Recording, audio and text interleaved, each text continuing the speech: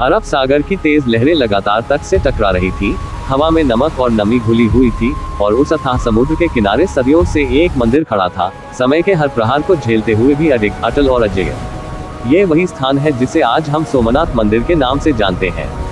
लेकिन ये सिर्फ एक मंदिर नहीं है, यह एक ऐसी कहानी है जिसमें आस्था है, इतिहास है, विनाश है और एक ऐसा रहस्य है जो आज भी पूरी तरह सामने नहीं आ पाया है।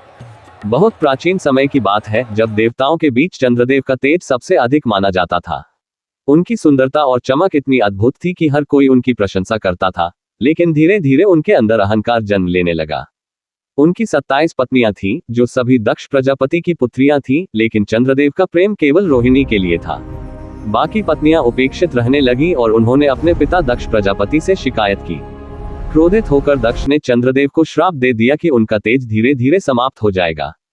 श्राप का असर तुरंत दिखने लगा।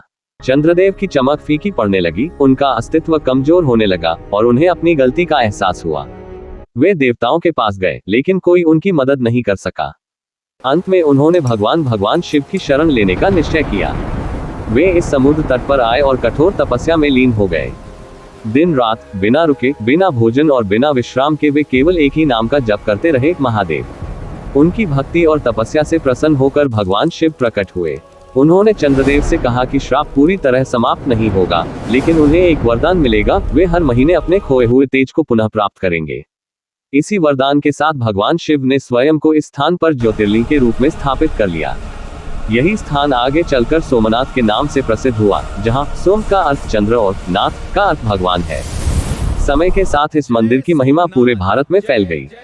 कहा जाता है कि सबसे पहले इस मंदिर का निर्माण स्वयं चंद्रदेव ने सोने से करवाया था।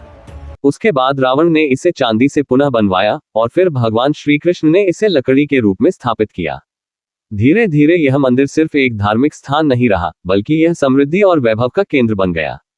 यहाँ रोज हजारों श्रद्धालु आते, पूजा करते और भारी मात्रा में दान देते। सोना, चांदी, हीरे और अनगिनत संपत्ति।